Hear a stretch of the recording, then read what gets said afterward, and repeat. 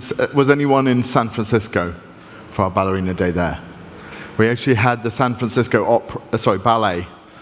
Two of the ballet dancers come and do a dance. And to be honest, I was very dubious about this idea. I had this image of like people in little pink outfits sort of prancing across the stage like this, and I was like, oh my God, whose idea was this? Tyler. And is it possible to turn this down a little bit? It seems like a little excessively breathy. There we go, that's better. And actually, it was amazing. They were fantastic. They were just dressed in ordinary clothes. They were like a boy and a girl. They were like 17 and 18. They were just apprentices. And they just did this amazing dance. I was blown away. If you look at on YouTube, the videos on there, they were fantastic. And then the San Francisco Ballet told us that we were the first tech company in their history ever to sponsor them, right, in San Francisco. And we're like, really? And they're like, yeah, we love it. We're so pleased you've done this. This all came about because there was an article in the paper about how they were sponsoring a Puerto Rican who'd been, her school had been destroyed in the natural disaster, and so they found some sponsorship for her to come to San Francisco to continue her studies. So anyway, that's all the diversion. We're here to learn about Ballerina, and we have a packed day for you. I'm going to start out with just a sort of overview and demo, and then Samira, who is one of the key guys behind the language. He's leading the implementation effort, and he's leading the new implementation effort on LLVM. He's going to talk about the philosophy, the type system, what's going on there. Anjana is another key developer in the team, and also now part of the ecosystem team. He's going to talk about how to build microservices. Many of you know Kasun, a long-time leader in integration at WSO2. He's going to be looking at how to do integration in more detail, how to build integration flows. We're going to have some lunch outside. And then Aziz is our Senior Director of Platform Architecture at WSO2, and he's led a lot of the work on transactions in Ballerina, and he's going to be talking about the overall topic of resiliency and robustness, which is absolutely essential in a cloud-native environment. Anupama is going to talk about how to integrate with data. And then finally, well, no, not finally, there's two more. We're going to have Lakmal talking about how this fits into Docker and Kubernetes. And I believe he's got a secret Istio demo coming up as well. He hinted at. And then finally, Anjana is going to finish off and talk about the ecosystem that we've been working with other partners, and we're continuing to develop. So should be really interesting. And so now I'm going to take off my hat as MC and put on my hat as presenter. And I'm going to give you a, hopefully, about half-hour demo about WSO2. It's all going to be live. Hopefully it will work. But you never know with live demos. So if it goes wrong, my apologies. But I think it's a really good way of understanding a language, is just to see someone coding in it. So that's our aim there. But before I do that, I just want to start with our sort of, the fundamental question everyone asks is, why on earth are you creating a new programming language? What possessed you to do something so stupid? And so, I think it's worth explaining that there is an idea behind this, and we feel there is a gap that this language is filling. So that's really our aim there. So I'm going to just talk for about 3 minutes and then get into the demo. So this is a trend we've seen over 5 or 6 decades, that we're disaggregating our applications into smaller and smaller components. And whether it's into SaaS apps, whether it's into microservices, serverless functions, APIs, this disaggregation is there for a reason. The reason is that the customer pressure on these highly scaled companies to be more agile and to scale faster has driven this architecture. If you want more details, I think Twitter is a great example. Twitter have publicly talked about their re-architecture multiple times. And each time they've re-architected into more and more decomposed systems to meet the demand. Amazon is another great example. But lots of these Netflix talks a lot about their internal architecture. All of these companies have disaggregated to meet that demand. And as they disaggregate, those components become network endpoints. So everything is becoming a network addressable endpoint. And those endpoints, whether they're functions or APIs, SaaS apps or data services, are what we now code in. Very few people are building single monolithic in-process applications. Almost everyone is building applications that are using distributed endpoints as part of the logic.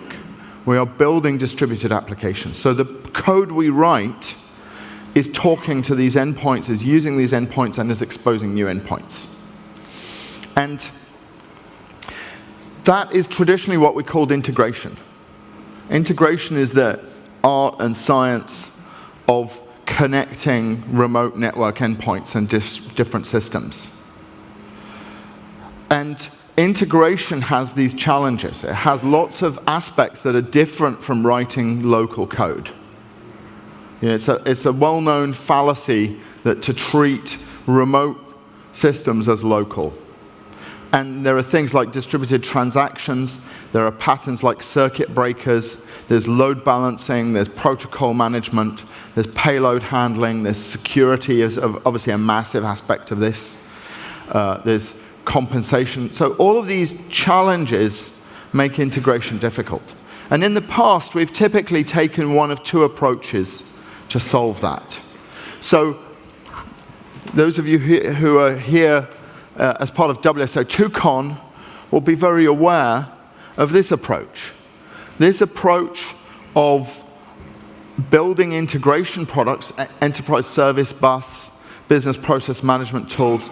These tools have all those patterns, all those concepts built into the technology. And they solve integration well. They're integration simple. But they're not agile. And I'm here standing up saying that after 15 years or 20 years of building ESBs. They aren't agile because they interrupt developer flow. Developers like to code, build, test, debug, deploy, or go back and recode. They get into this flow. It's actually addictive. So who here is a developer? Yeah. And we all know it. Your wife is saying, come to dinner, or something, and you're sat there, I'll just be 5 minutes, and 2 hours later, you're still coding. Because it's addictive. It's that you get in this flow state. There's a whole psychology of this. There's, and it's productive. That's your productive zone. And unfortunately, these tools interrupt that productive zone.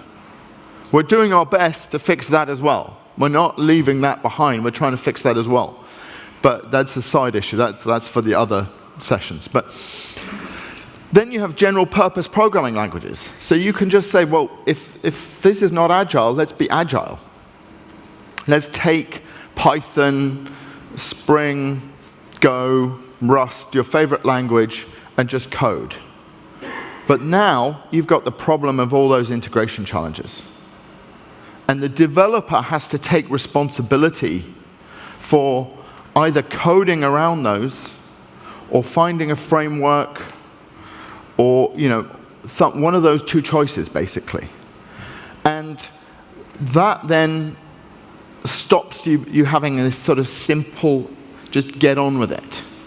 If I'm finding a framework, do I agree that with all my other colleagues? Do I have to go to an architecture council to get it approved?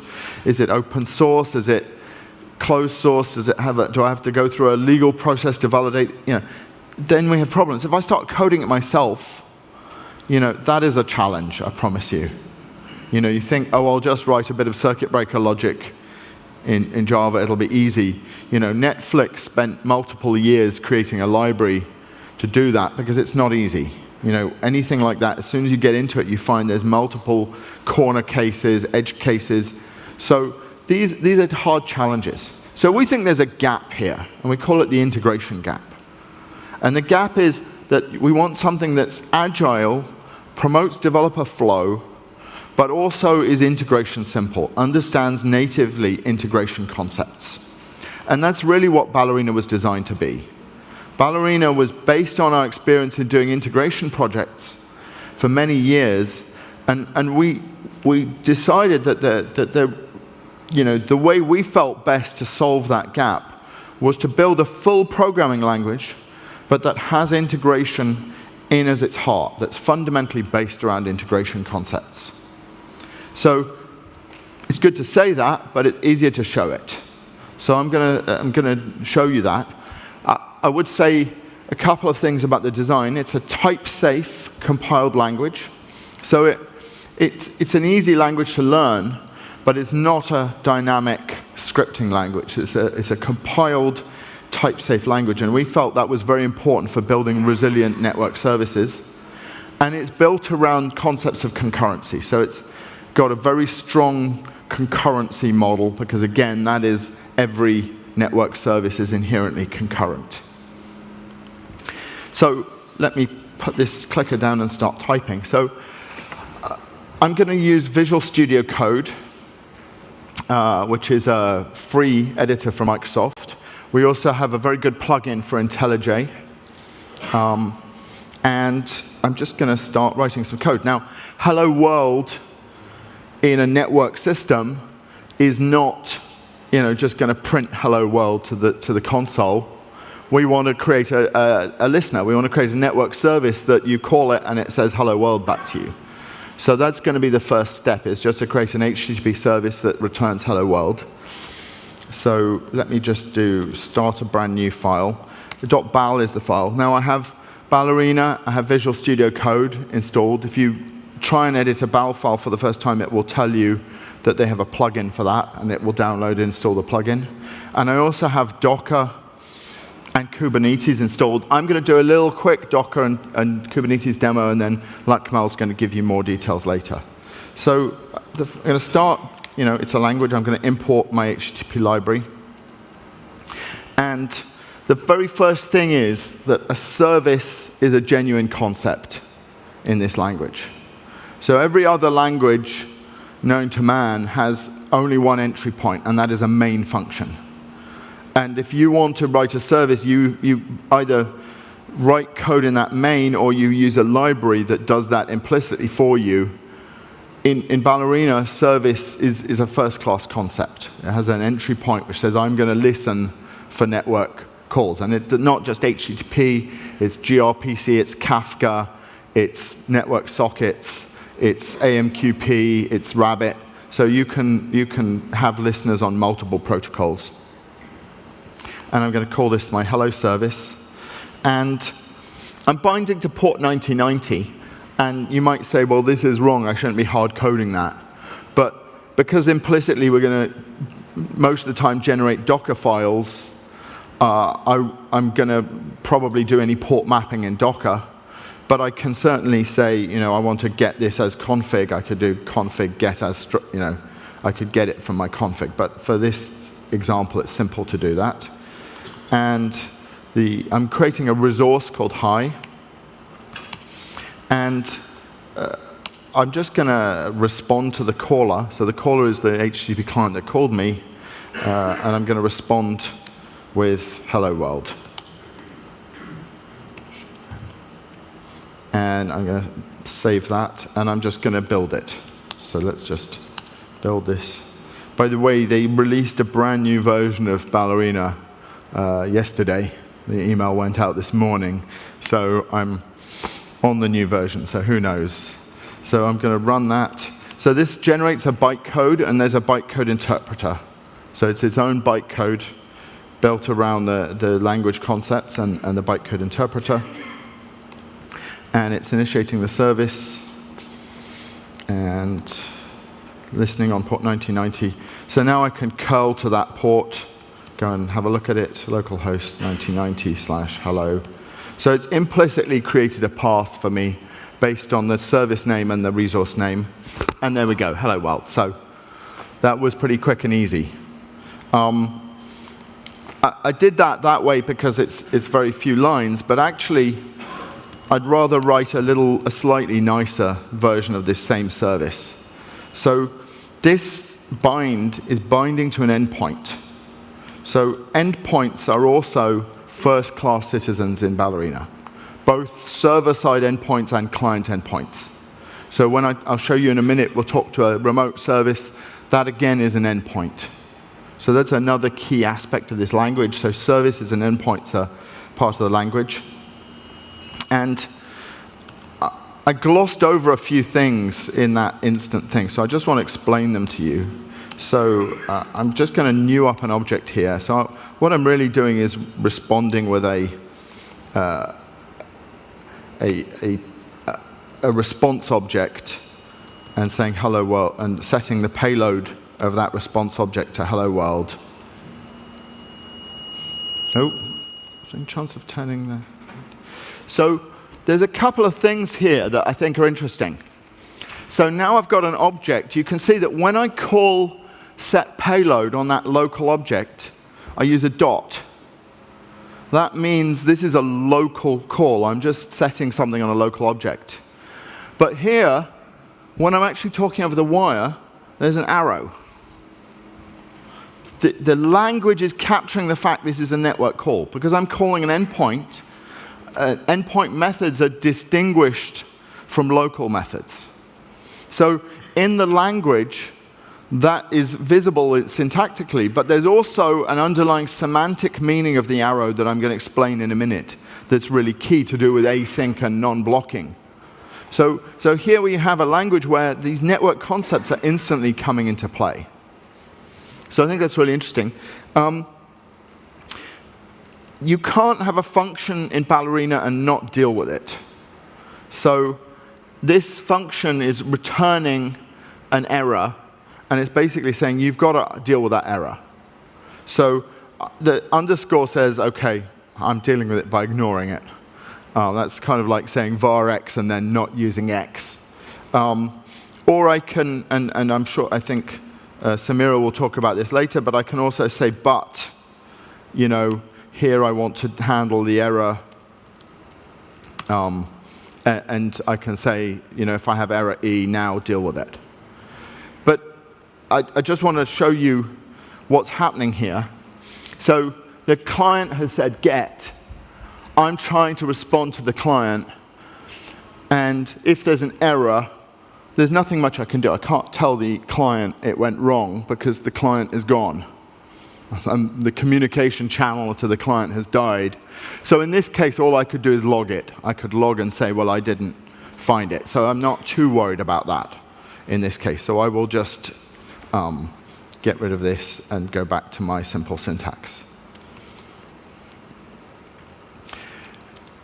Now, some other things I want to do. I want to change this so that it doesn't just bind to /hello hi. So just like in some other languages, we can annotate this with a service config, and I can show you all these things you can annotate it with. I can annotate it with, you know, what endpoints I want to bind it to, which host and base path and so forth. So I'm going to just set the base path, and I can do cause config and stuff. So all of those are implicit in here. If I want to do an HTTPS listener, I can also, if I show you all the attributes here, there's all sorts of things here. I can set up a secure socket and so forth. So all of those things that you do in a HTTP world are just implicit in this language and understood by the listener concept and the service concept. And then I also want to, let me just change that. I also want to annotate this with a HTTP resource config. Oh, sorry.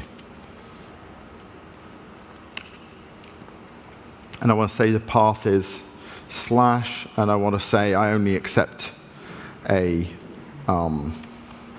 post request, for example.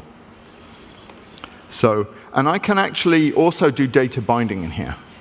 So I can say the body of this message is going to be a variable called, let's call it body. And then I can actually say I want to bind that into a string, or I can imply it's going to be a JSON. I can bind it directly into JSON. So JSON is part of the native type system of this language too. I'm not going to do JSON just because it's makes it, my curl command's a little excessive. So, so now I can actually, instead of saying hello world, I can say hello, and I can assume I'm going to grab the name from that body. Let's call this name. We want to grab a name here. We want it passed over, and we can grab it. So that all looks good. Unfortunately, I've got a syntax error. So the syntax error is saying that this is tainted. So here's another thing. Every time we get a message across from the network, that can have an attack in it. So this could be a SQL. I could be calling SQL based on this, querying SQL based on this, and that could have a SQL injection attack in it. So the language has built in the concept of tainting and injection attacks right into the language. So this is actually something we've applied for a patent for. We think it's the only language that has ever dealt with this directly in the language. So we're still in discussion with the patent office. They may not agree, but whether it's really patentable, but it's definitely pretty unique. And so I need to clear that up. What I could do is I could say string clean name equals untaint, and I could do name, and I can basically do a regex expression on here and replace with a regex to clean out my injection attacks. For this example, let's just assume that we don't need to clean it. We're going to send it back to the client. We're not doing a SQL query against it. So you get the idea. So now I've got some interesting things. So let's just build and run that again. And run that. And I'm going to now need to pass over some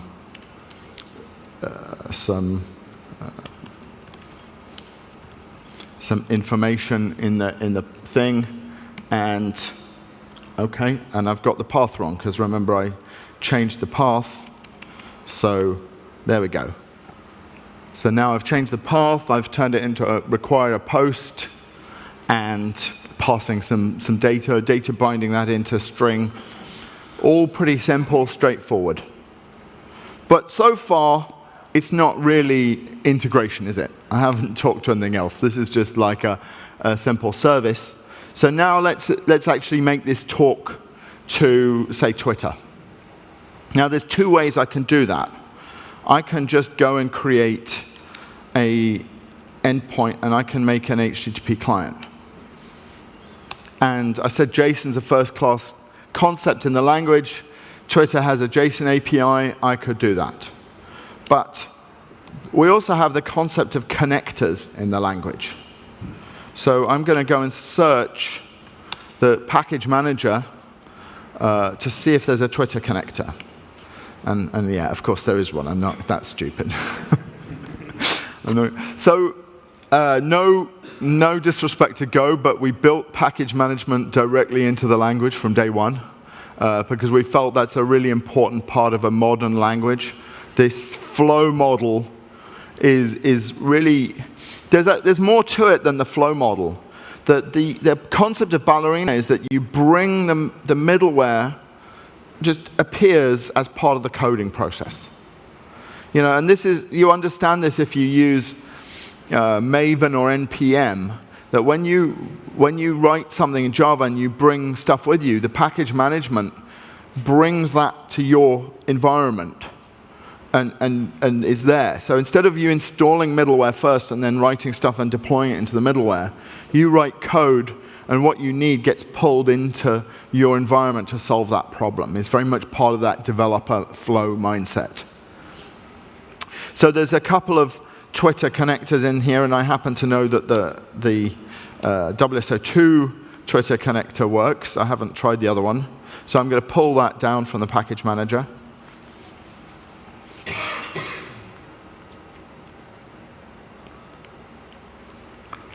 I need to get a move on, don't I? Because I'm cracking on. I'm talking too much and coding too little.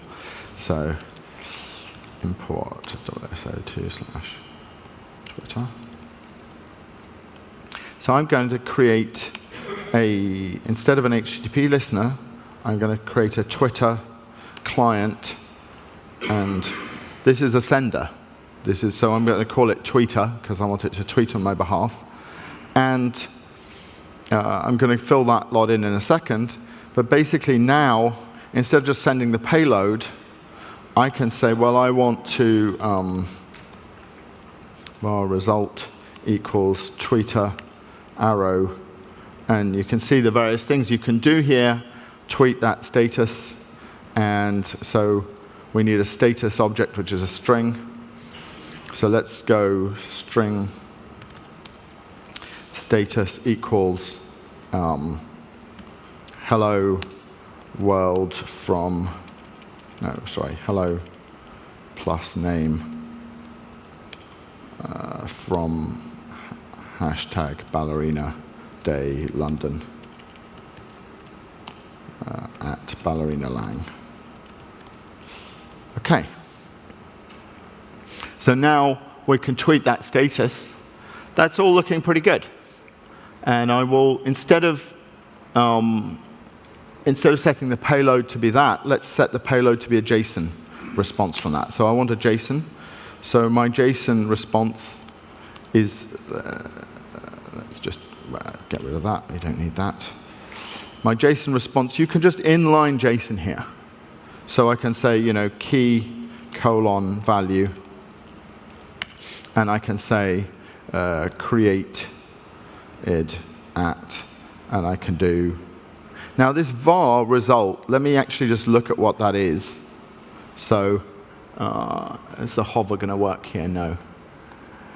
Basically, this result is actually, I happen to know this, but it's a Twitter. Actually, I can show you how to find out what it is. Basically, we can match this result.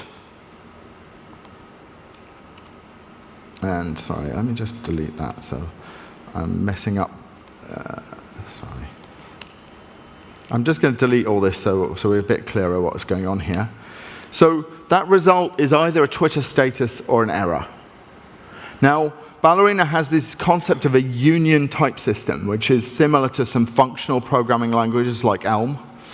And what this means is that in Java, if you're a Java guy, you have to create a new object to say, well, or you have to use a runtime exception. You have to either say, I have some kind of exception flow, which is not really, in networking, errors are commonplace, right? Exceptions were designed to handle things that weren't normal, or out of the ordinary. But when you talk to a network endpoint, it's quite normal for it not to work, for it to time out. That's business as usual.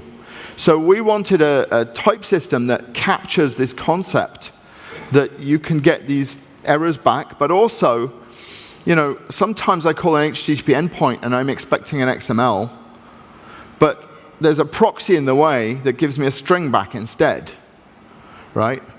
Because the proxy gives me an error and I get a string. So you can just say that in Ballerina. You can say, my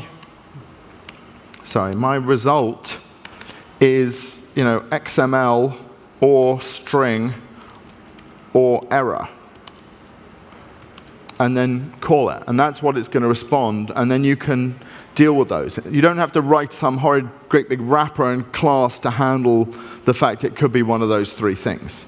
So this is very much designed around what network things are. So now what I really want to do is to say, well, actually, I want this Twitter status. I want to know what that result is. But the problem is that it's got this error. So I can deal with that with this thing called check. Check is going to automatically deal with errors, because I can do this matching, I can do the but sometimes I just want to say, well, look, if there's an error calling Twitter, my whole purpose in life was invalid. I want the server, the built-in server, to respond 500 back to the client, say there was an error. So I can just do that like this. So now I can say my JSON response equals, and I can say my created at is that status dot created at, and the ID is the status.id. So these are what's coming back from Twitter. And now I can do underscore caller arrow respond. And let me just do that one more time, but more slowly. It's not showing me all the things. But what this is saying is that this message can be a JSON, it can be an XML, it can be a string. It's using that union type here, again, to handle it. So before I had a string, now I have a JSON. All this makes life very simple. So, oh, it's not status, it's result. OK, and this is response. There we go. So, and here's another thing. If you're using an ESB editor, you don't get this type checking. You don't get this underlining of your thing. I mean, you do get some underlining, but it's not as simple and instant as like, oh, I know how to fix this. I've used the wrong name. So I just need one more thing, which is that I need to provide my Twitter client with various secrets. Now, I'm sure you're all very trustworthy, but I'm not going to go and type in my Twitter secrets directly into this code while it's being videoed and you're all watching. So I am going to just cheat at this point and do grab a quick snippet of text, which is I have some code to go and get those from a config file. So I'm going to grab them from a config file, and I need to, you can see I've not got the right import there. So I need to just import ballerina/config. And now that's good. So, looks all right. Let's just compile it, check that I have got it right. This time when I run it, I need to include that config file. So I need to tell it where my config, my Twitter secrets are stored. And they're stored in twitter.toml.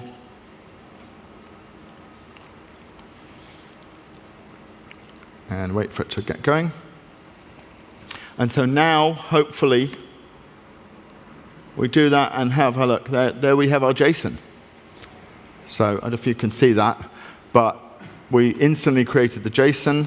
And more to the point, let's go and look at my Twitter and just see, did I actually tweet that? I see one new tweet. Awesome. There we go. So very simple. So I've done the annotations, I've done a connector, and I'm not just actually tweeting the status, I'm doing some transformation to it. I'm turning the response back into a JSON. So I'm doing some fairly complex stuff really quickly. So for instance, this string manipulation in an ESB, what are you going to do? You're going to jump into JavaScript, you're going to use XPath, all this kind of stuff that is a mind jump in a ESB DSL is instantaneous in Ballerina. So you notice we're using these sequence diagrams to display this, because this is how we always, when we do integration projects, we always start with a sequence diagram. And that was one of the inspirations for the language. So the language semantics are actually based on this concept of sequence diagrams, and that's the worker concurrency model, is that every concurrent worker is one of these columns in a sequence diagram. And guess what? You can actually generate the sequence diagram directly from the code. This is not pre-prepared. This is generated from the code. If I wanted to do an if statement here and say if status dot contains Paul, then I don't want to run this tweet because I don't want to say hello to Paul because he's an idiot. Then there's my if in the sequence diagram. The latest editor actually allows you to do the opposite. It allows you to edit your code by adding stuff in here. This is not my model. I prefer to write the code and generate the diagram. But there are people who want to edit the diagram and generate the code, and both work. They're completely congruent. I think that the code thing, these code editors always look amazing, and then it's quicker just to type, isn't it? So from my point of view, but from the point of view of documenting what you're doing and showing the business what you're doing, and is this what we had in mind when we want to do this integration? This is absolutely incredible. So I've got 8 minutes left. And what I'd like to do in 8 minutes is see if I can get this all running in Kubernetes and actually show you a bit of CI/CD as well. So I'm going to have to get a move on, aren't I? So the first thing to do in Kubernetes is, well, I want this in Kubernetes. I'm going to import the Kubernetes library. So that's not your normal way of thinking about Kubernetes, but it certainly works here. Now, in Kubernetes, a service, what they call a service is what we call a listener. So a Kubernetes service is a endpoint that's listening. Now, Lakamal's going to explain all of this in a lot more detail, so I'm going to kind of crack on and just type some code. And this is going to be a service type of a node port.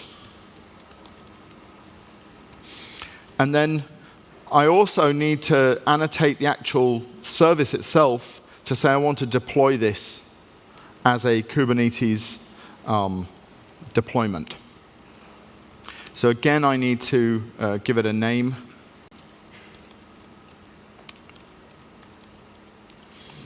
And I also am going to give it an image name. Now, the Kubernetes that I'm actually running here is part of Docker. So that makes it easy because I don't have to push this image into the Docker registry because it's going to be in the same Docker registry that Kubernetes is using because it's my local machine. If I wanted to do more, I could say, actually, I want to push this up into the central Docker registry, and that would all work. And then one final thing is that config file, we need that config file to be passed over to Kubernetes. So that's something that it calls a config map. And so I'm going to just quickly, sorry, twitter.toml, I'm going to pass that over. So normally I cut and paste this and don't type it, so I probably got it wrong, but let's just try this. So now, firstly, let me show you my kubectl. I have nothing running except Kubernetes itself. So now, when I build this,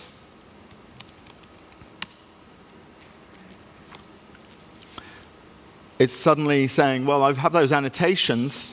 Let me just show you, that was too quick. So I'm now going to build the Kubernetes service, the config map, the deployment, the Docker, and the Helm chart for this service. It just did all that for you. So, and it's now saying, if you want to deploy this as Helm, here's the command line. If you want to deploy this as native Kubernetes YAML, here's the command line. So let me just do a tree here. So here's my demo bal and balx that I compiled, but now I have a Kubernetes with a Helm chart and a set of YAML and a Docker file all generated to deploy this. So I can just do kubectl apply -f Kubernetes, and now I can do kc get all. And bingo, it's running on Kubernetes as a node port, and it's now exposed, instead of on 9090, it's been mapped onto port 3090. So I can now go over here, and I need to change this because if I don't, but Twitter won't let you tweet the same thing twice in a row. So Ballerina day, and now I change this to port 3090, and fingers crossed, yes. So now I've just deployed this in Kubernetes, I'm running it in Kubernetes, and it's all there. So let me just show you another way of doing that. So another way of doing that is I have a Kubernetes engine running in Google here, and I have a service running on it called Hello World, and I have the code for that service in GitHub. So my project here is in GitHub. You can go and look at it, and here's a hello service.bal file, and in it says Hello World, and this time it has a Docker annotation. It's a slightly different way. So I'm going to edit this in GitHub, and I'm going to say hello Ballerina Day London, and I'm going to check that in. And if I go back to this project, you'll see I also have a CodeFresh YAML. Does anyone know CodeFresh? So CodeFresh is like Travis or Circle CI. It's an online build system. So here's my YAML file that's basically saying there's a bunch of steps. Package this up, build it, test it, build the Docker image, and then push that image to the Docker registry, and then deploy it to Kubernetes. So if I go to my CodeFresh console, and I refresh this, that check-in has just started this running. CodeFresh is linked to GitHub. GitHub hook has said I did a check-in to my master. So now it's suddenly running a new build. And those steps that were in the YAML are happening here. I'm cloning that repo, building the Ballerina service, running the test, building the image, pushing the image, and it's going to deploy it to the cluster. So just to prove it, here's my current, here's what's currently running on that Kubernetes cluster. It says hello world. We'll give it a minute to build this image, push the image, and deploy it. Now, all I did was make one check-in in GitHub. I didn't need an editor. I've done this on my phone before.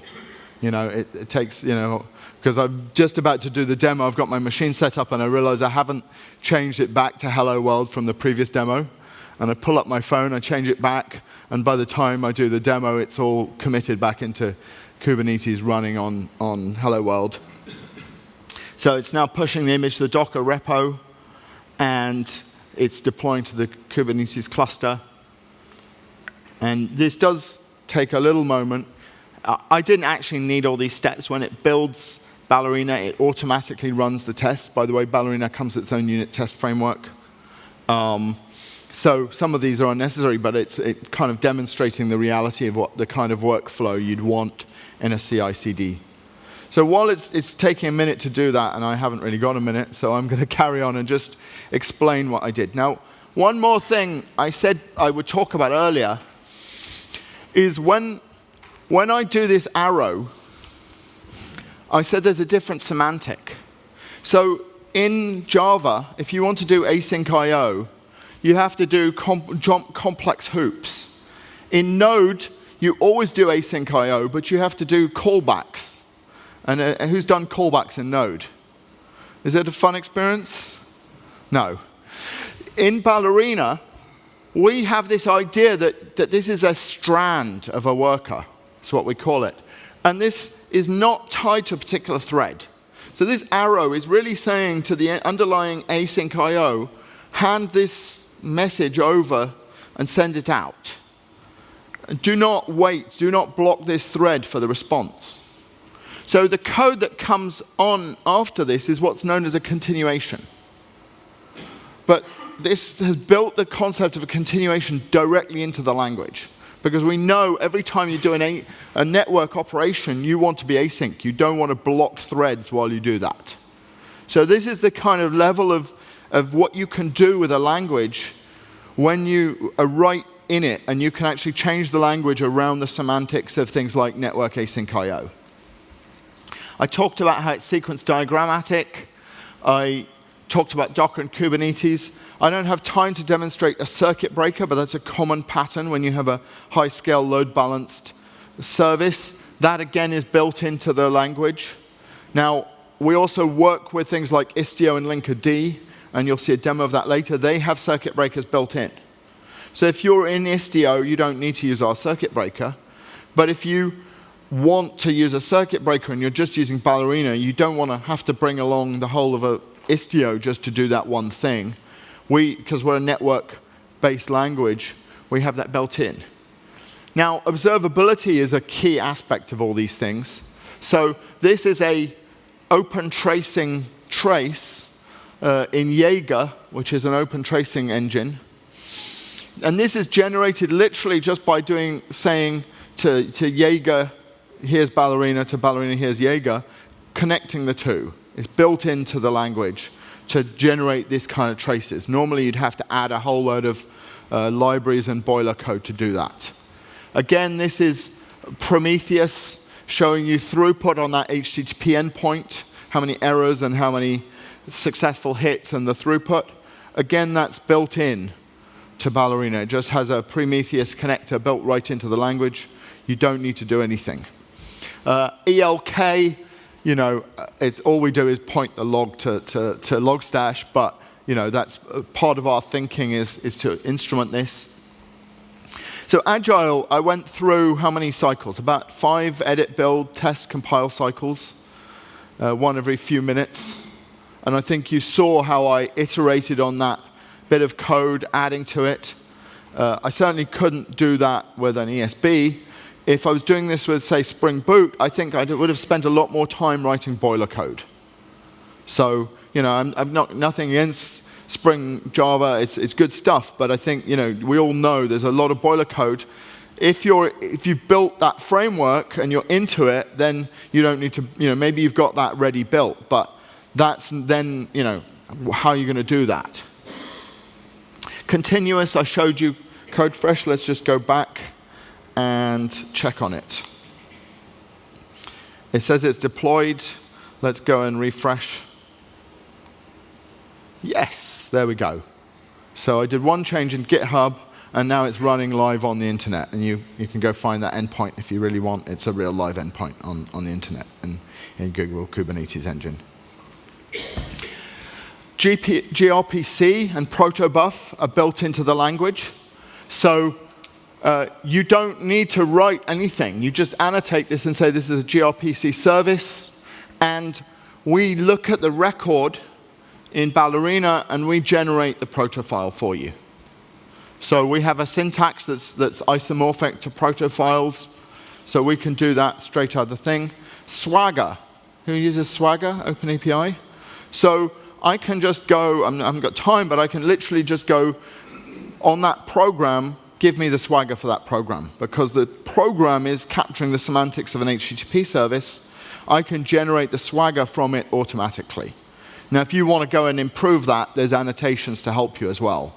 But out of the box, you don't need any annotations to generate Swagger out of Ballerina.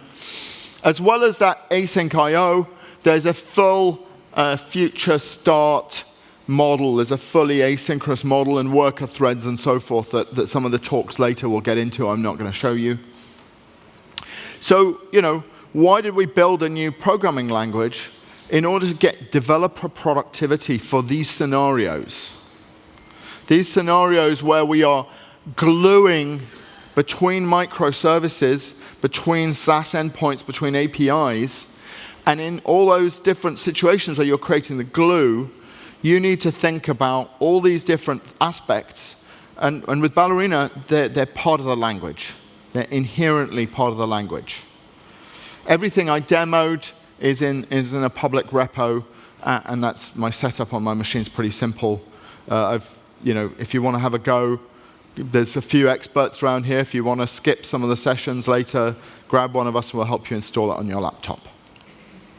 So I covered a few of the things in Ballerina that make it integration agile, but there's a whole load more.